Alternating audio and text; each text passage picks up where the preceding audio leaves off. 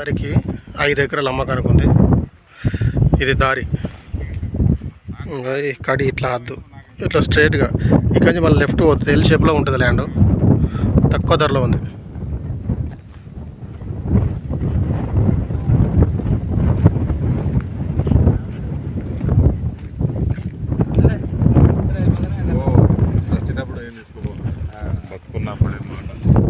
మళ్ళీ ఇక్కడ ఇది వద్దు, ఈ కడి ఉంది కదా ట్రాక్టర్ వద్దు.